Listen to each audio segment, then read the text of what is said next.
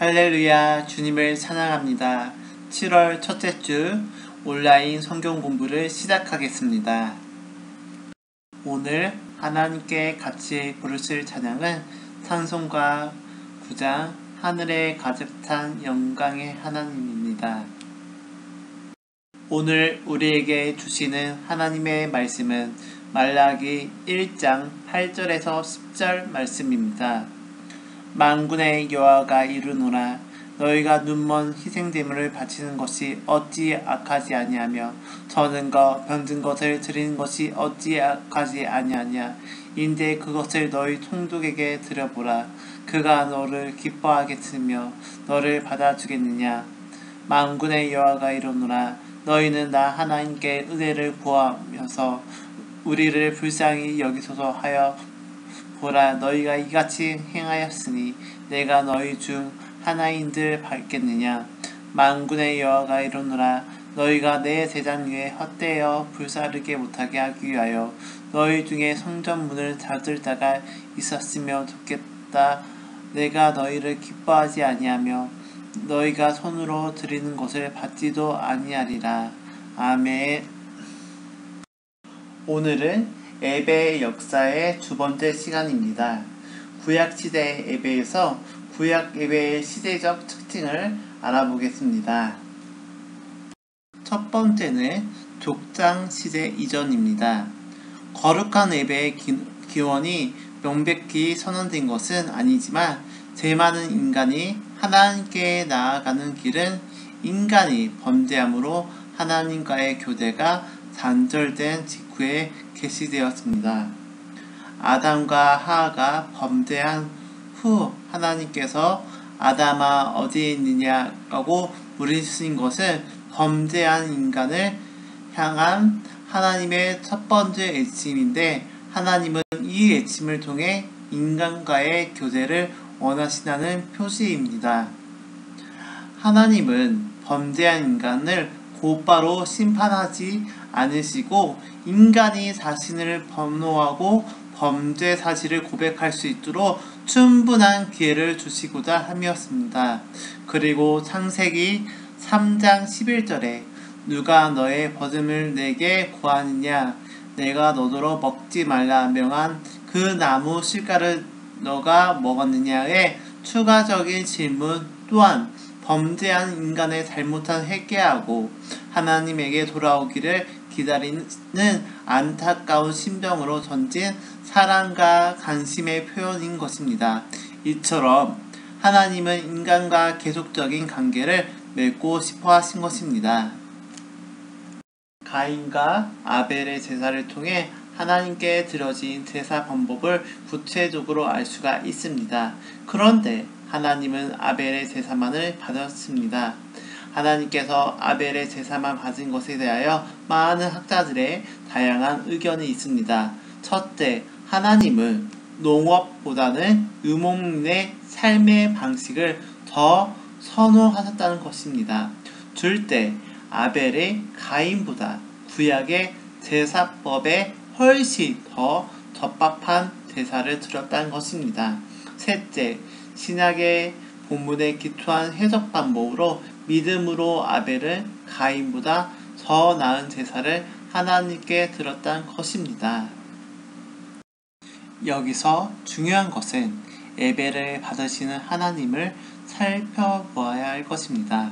창세기 4장 4절에서 5절 여호와께서 아벨과 그 제물을 연락하셨으나 가인과 그 제물은 연락하지 아니하시니라는 통해 하나님은 단순히 제물만을 받으시거나 거절하신 분이 아님을 알 수 있습니다.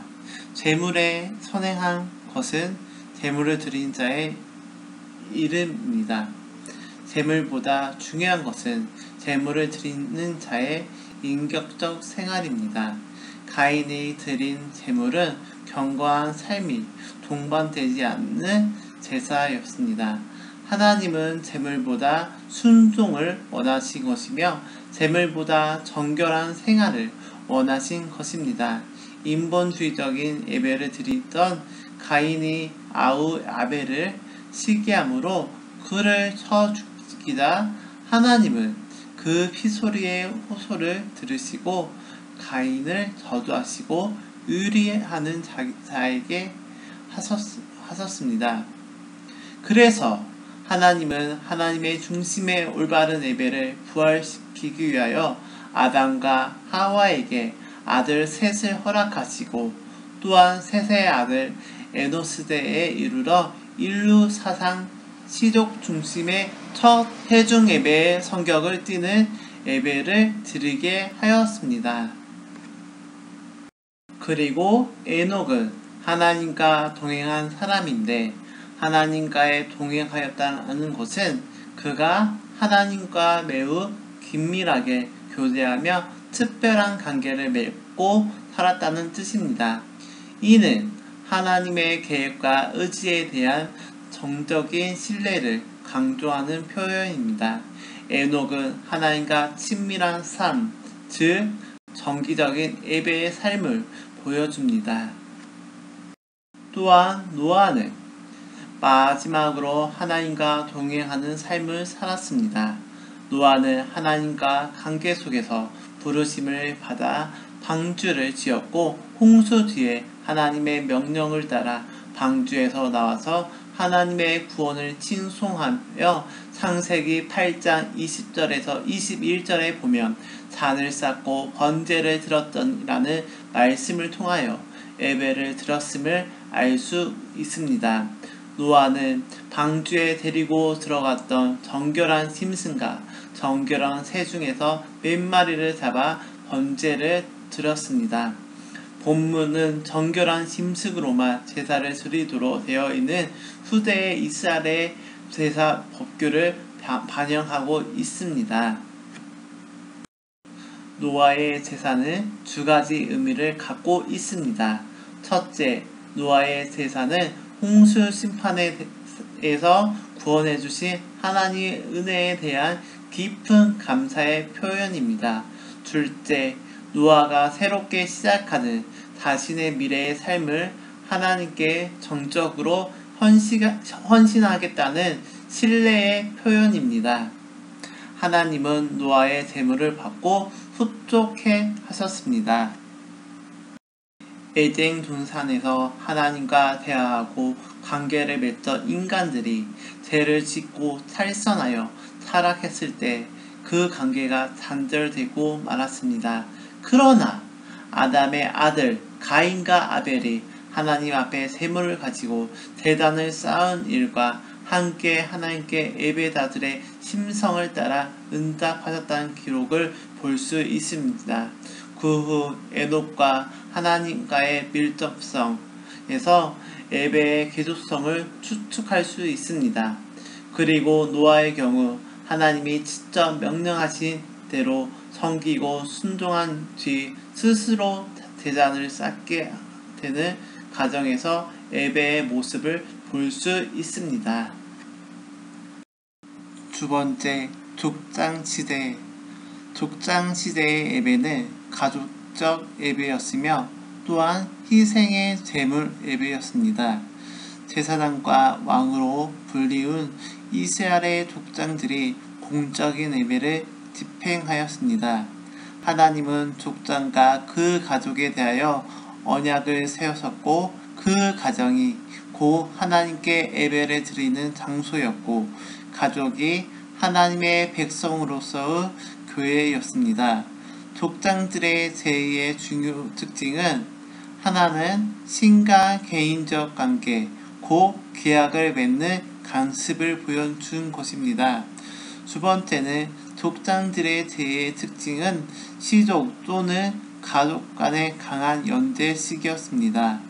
아브람은 하나의 족장으로 출발하면서 제사장과 예언자와 통치자의 일을 담당하게 되었습니다. 이들 대표적인 족장들이 행한 예배는 예언적이며 제사적인 요소들을 가지고 있었습니다. 예언적 요소란 족장들 개개인이 하나님과의 직접 또는 간접적인 접근을 통하여 얻은 것인데 거기서 하나님은 말씀하시고 자기의 목적을 밝히셨으며 또 그들에게 통찰력을 주셨음을 볼 수 있습니다. 제의적인 요소에 있어서는 그들이 직접 하나님을 위하여 제단을 쌓고 희생의 제물을 드리면서 인간들이 앞으로 계속해야 할 예배의 본과 제사의 필요성을 보여주었던 것입니다. 아브람은 하나님의 약속의 부르심의 믿음과 순종으로 응답하고 여호와를 위하여 제단을 쌓고 그에게 예배를 드렸습니다. 이삭은 아브람으로부터 예배 드리는 법을 배워서 단을 쌓고 여호와의 이름을 불렀습니다. 야곱은 도망가는 길에서 하나님의 영광을 보고 여호와께서 과연 여기 계신거늘 내가 알지 못하였도다. 두렵도다. 이곳이여 다른 것이 아니라 이는 하나님의 전이요 라고 외쳤습니다. 이스라엘 족속장은 예언자, 제사장, 왕으로 부르셨는데 공적인 예배에서 예배를 집행하는 일을 했습니다. 그리고 가족과 예배를 드린 곳은 가정이었습니다. 그가 자기에게 나타나신 여호와를 위하여 그곳에 단을 쌓고 라는 구절을 보면 하나님이 아브람에게 나타나셨고 나타나신 곳에 제단을 쌓았는데 예배에서 하나님의 임재의 원리를 분명하게 해주고 있습니다. 아브람 시대, 즉 족장 시대의 여호와께 드리는 예배의 제단에는 희생 제물이 그 중심이었다는 것을 알 수 있습니다. 족장 시대 예배에 주목할 만한 신학적 특징을 세 가지를 보겠습니다. 첫째, 여호와의 이름을 부르는 것입니다. 여호와의 이름을 부르는 것은 여호와의 전부를 인식하고 믿는다는 것을 의미합니다. 둘째, 언약의 표와 믿음에 의해 지신인으로서 그리고 언약의 건속에 구별된 표로서 할례의 제도를 세웠습니다. 셋째, 11조를 드리는 것을 포함하는 서약을 여호와께 하였습니다. 족장 시대의 예배가 가족 중심의 예배였으며 가는 곳마다 희생의 제물을 드려 제단을 쌓은 점에서 족장 시대의 예배는 신령과 진정의 예배의 모형을 제시해주고 예배의 원리를 표상으로 가르쳐주고 있습니다. 셋째, 율법 시대의 예배의 특징. 이스라엘이 애굽의 지배하에 있던 430년간 그들의 조상이 하나님께 제물을 드렸지에 대해서는 성경이 침묵하고 있기 때문에 알 수 없으나 분명한 것은 그들이 제사를 드리는 일을 잊어버리지 않았다는 것입니다. 무엇보다 애굽을 탈출하여 모세를 따라 광야에 나아가 거기서 하나님께 희생 제사를 드릴 준비가 되었다는 것은 제사가 아직도 이스라엘 민족에게 생소한 것이 아니었음을 말해줍니다.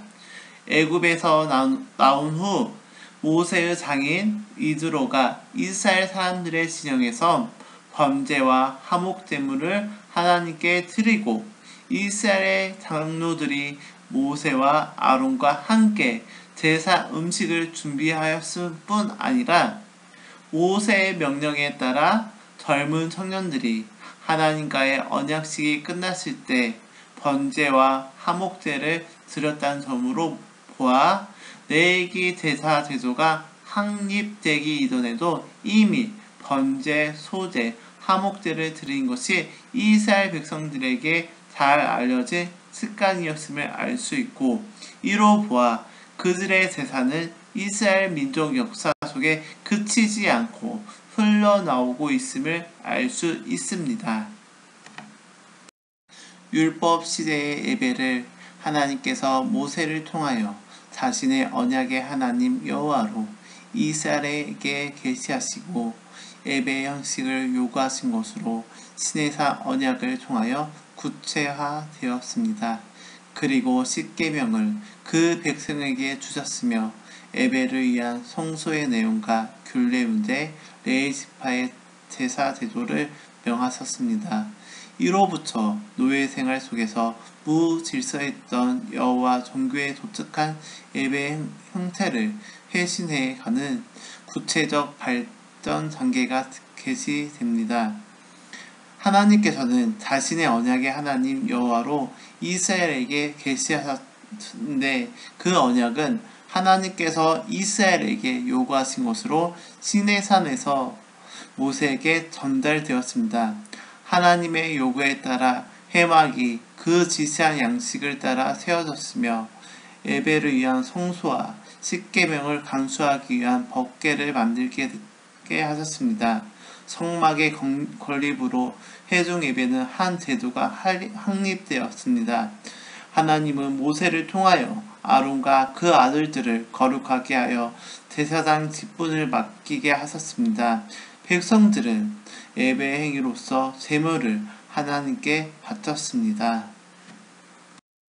성막과 성전은 이스라엘 가운데 계신 하나님의 형존을 강조하였습니다. 성전에서 드려진 희생제사는 하나님께서 시내산의 이스라엘 백성과 맺으신 언약을 끊임없이 상기시켰습니다. 성전은 이스라엘과 주변 이교도들의 문화 및 예배로부터의 분리와 대립의 표현이었습니다. 성막과 성전은 이스라엘과 하나님 사이의 관계에 대한 가식적이고 유형적인 표시가 되었습니다. 성막과 성전의 상징적인 성격이 있습니다. 그것은 거룩한 공간과 거룩한 예식들, 거룩한 제사장들 등에 의해 특징이 되어졌습니다.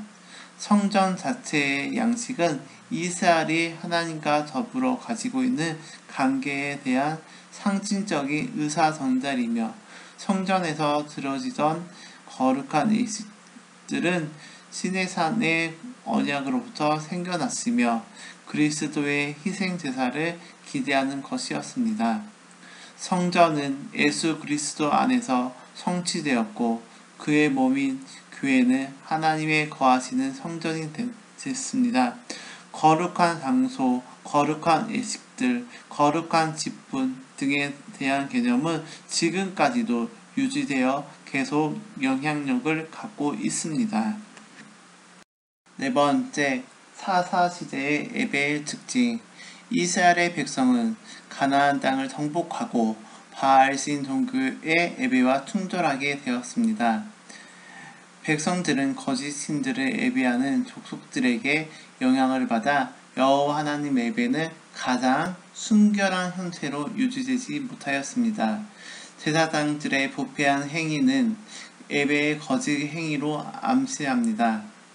길가는 하나님의 예배를 위하여 가나안의 새 땅에 건립된 첫 번째 장소였습니다. 가나안 정복 후 이스라엘 백성은 바알과 하나님을 동일시하여 하나님께 드리던 예배와 의식, 기념축제 등을 바알에게 돌리는 심각한 각오를 범하고 거짓 예언자들이 등장하게 됩니다. 그러나 모든 백성이 이방의 예배를 따라가고 있지 않았습니다. 이스라엘 백성들의 이탈을 지적하는 사사들의 활동을 통하여 하나님의 선택된 백성으로서의 이스라엘은 근근히 명백을 유지했습니다. 다섯 번째, 성전시대의 예배의 특징은 성전시대에 다윗이 이스라엘의 왕이 되었을 때 그는 하나님께서 영구적으로 거하실 처소 그리고 언약궤를 안치하기 위한 성전을 건축하기를 소원하였습니다. 하나님께서는 다윗의 아들 솔로몬 왕에게 성전 건축을 허락하셨습니다. 특히 찬양대의 역할은 대단하였습니다. 악기와 음악을 통한 예배가 강조되었습니다. 하나님의 법궤가 성전에 안치됨으로 성전 예배가 이루어졌고 이 성전은 이스라엘의 중심적 성소가 되었습니다. 성전 예배는 이스라엘 백성들의 신앙생활에 있어서 세 가지 기능을 충족시켜 주고 있습니다.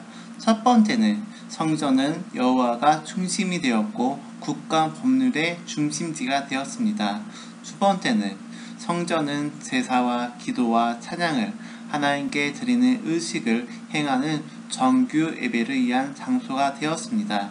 세 번째는 성전은 이스라엘 백성들에게 절기마다 국가적으로 종교 행사를 위해서 모이는 장소로 사용되었습니다. 다윗은 성전 건축을 위한 기반을 마련했을 뿐 아니라 성전 예배의 변화에 위한 기반까지 마련하였습니다. 그는 그때 당시의 예배에 악기 사용과 더불어 찬양의 노래를 등장시켰습니다. 더 나아가 춤을 사용하기 시작하였습니다. 이러한 면에서 볼 때 성전 예배는 성막 예배의 형식을 포괄하면서 찬양이 첨가된 것이 그 특이한 점이라 하겠습니다. 이 시기에 예배에 몇 가지 중요한 변화가 있는데 다음과 같이 요약했습니다. 첫 번째는 십계명이 담긴 법궤를 성전에 모시었습니다. 둘째는 진설병과 황금 등대를 비롯한 기구들로 성전을 화려하게 장식하였습니다. 셋째, 찬양과 함께 수금, 나팔 같은 악기를 사용하였습니다. 넷째, 예배의 참여자들이 11조를 비롯하여 각종 제물을 드리었습니다. 그러나 솔로몬 성전 예배는 솔로몬 말기부터 그의 타락과 함께 현실화되기 시작했고 예배의 본래적 목적을 상실하는 현상을 가져왔습니다. 그 결과 후기에 많은 선지자들은 아무리 많은 희생 제물을 가지고 하나님 앞에 나온지라도 하나님은 원하시지 않으시며 하나님이 요구하신 것은 오직 공의를 행하며 인자를 사랑하며 겸손히 하나님과 함께 행하는 것이라고 예배의 본질을 밝히었습니다. 성전 예배와 기도. 성전 예배는 제물을 바치는 것과 함께 또 하나 중요한 것은 기도입니다. 구약 예배의 중심은 기도입니다. 오늘날 구약 연구 결과 알게 된 중요한 사실은 시편들은 개인적인 경건의 표현이라기보다 오랜 기간 동안 성전의 공중 예배의 맥락에서 만들어지고 또 사용된 것으로 이스라엘의 공동체의 기도라는 것입니다. 즉 시편을 읽으면서 이스라엘 사람들은 기도를 드렸던 것입니다. 시편에 수록된 이스라엘의 기도의 내용은 다음같이 몇 가지 종류로 크게 분류될 수가 있습니다. 첫 번째는 하나님께 드리는 찬양의 기도입니다. 이스라엘의 찬양의 기도는 대단히 구체적인 찬양이었습니다. 이 찬양의 기도는 다시 몇 가지 종류로 세분될 수 있습니다. 첫 번째는 창조주 하나님을 찬양하는 기도입니다. 두 번째는 이스라엘을 하나님의 백성으로 택하시고 구원해 주신 하나님을 찬양하는 기도입니다. 세 번째는 인간의 역사를 사랑과 공의로 주관하시고 약한 자를 일으키시고 악한 자를 징벌하시는 역사의 주인인 하나님을 찬양하는 기도입니다. 둘째, 탄원의 기도입니다. 이스라엘의 역사는 많은 시련과 고난으로 점철된 역사였습니다. 그러나 이를 탄식이라고 지칭한 것은 잘못인데 탄식은 단순히 한숨을 푹푹 쉬는 것을 넘어서 이스라엘 공동체 전체 혹은 개인의 순환과 역경 가운데서 하나님께 어려움을 호소하고 구원을 갈구하였던 간구의 기도가 탄원의 기도입니다. 그런데 대단히 중요한 사실은 150편의 시편 가운데 5분의 2가 넘는 약 65편의 시편이 탄원의 기도입니다. 이는 곧 이스라엘의 고난의 역사를 말해주는 것입니다. 이스라엘의 사람들은 어려운 고난과 상황에서 순명적으로 탄식하고 좌절하지 않았습니다. 하나님께 나아가 외칠 때 구원해 주실 거라는 신뢰와 확신을 가지고 도우심을 간구하였던 것입니다. 그러므로 탄원의 기도는 하나님께 외칠 때 들어주실 거라는 신뢰를 표현하는 것이라고도 할 수 있는 것입니다. 셋째, 감사의 기도입니다. 이 감사의 기도는 탄원의 기도와 밀접하게 관련되어 있습니다. 이스라엘은 고통과 고난의 시간에 하나님께 구원을 간구하였고 그들은 하나님께 구원해 주시는 구원의 경험을 하였습니다. 이때 그들은 하나님께 감사의 기도를 드렸습니다. 네 번째는 중보의 기도입니다. 이 중보의 기도는 이스라엘 백성의 기도 가운데 가장 중요한 기도 중 하나입니다. 자신을 위해 기도하는 것이 아니라 다른 사람을 위해 기도하는 것입니다. 아브람, 모세, 사무엘, 예언자들의 기도는 이스라엘 백성들을 위한 중보의 기도였습니다. 말라기 1장 8절에서 10절에는 하나님께서 바치지 말라는 것만 바치고 있는 이스라엘 백성들을 심하게 책망하고 있습니다. 하나님은 많은 샘물보다 깨끗한 샘물, 형식적으로 바치는 샘물보다 정성으로 바치는 감사의 샘물을 원하십니다. 예배 그 자체보다 예배자가 중요한 것입니다. 구약에서도 샘물을 바치는 그 자체보다 일상적인 삶이 중요하게 강조되었으며 우리 몸 자체를 하나님의 샘물로 바치라고 로마서 12장 1절에서 사도 바울이 말했습니다. 그러므로 형제들아 내가 하나님의 모든 자비하심으로 너희를 권하노니 너희 몸을 하나님이 기뻐하시는 거룩한 산 제사로 드리라. 이는 너희의 드릴 영적 예배니라. 오늘날 예배는 구약 예배처럼 양을 잡거나 희생을 드리는 식의 구약 예배의 방법을 따르지 않습니다. 하지만 바울이 말한 바와 같이 우리는 예배의 본질을 되찾기 위해서 본질과 의미에 대해서 신학적인 차원에서 예배를 고찰하는 것이 매우 시급합니다. 주께서 가르쳐 주신 기도로 구약 예배의 시대적 특징, 성경 공부를 마치겠습니다. 하늘에 계신 우리 아버지, 아버지의 이름을 거룩하게 하시며 아버지의 나라가 오게 하시며 아버지의 뜻이 하늘에서와 같이 땅에서도 이루어지게 하소서. 오늘 우리에게 일용할 양식을 주시고 우리가 우리에게 잘못한 사람을 용서하여 준 같이 우리 죄를 용서하여 주시고 우리를 시험에 빠지지 않게 하시고 악에서 구하소서. 나라와 권능과 영광이 영원히 아버지의 것입니다. 아멘.